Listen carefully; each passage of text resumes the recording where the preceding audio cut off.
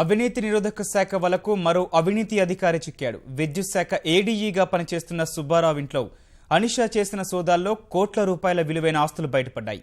మరిన్ని వివరాలు మా ప్రతినిధి ధనుంజయని తెలుసుకుందాం. ధనుంజయ్, ఈ విద్యుత్ శాఖ ఏడీఈ సుబ్బారావు ఇంట్లో అనిషా దాడులకు సంబంధించిన పూర్తి వివరాలు చెప్పండి.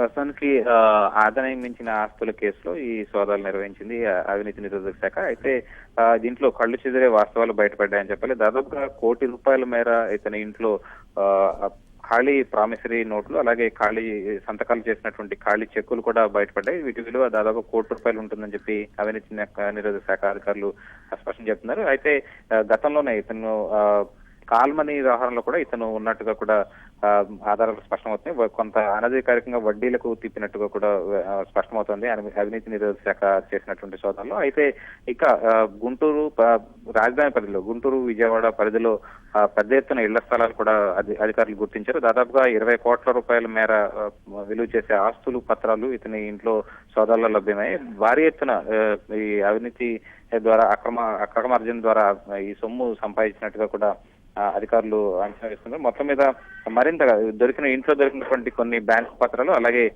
కొంతమేర బంగారం కూడా లభ్యమైంది. అయితే ఈ ఆస్తి పత్రాలకు సంబంధించినటువంటి విలువను మాత్రం ఇంకా లెక్కించాల్సి ఉంది.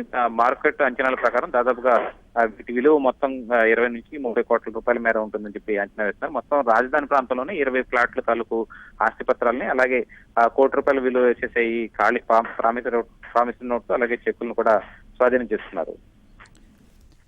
ధన్యవాదాలు ధనంజయ్.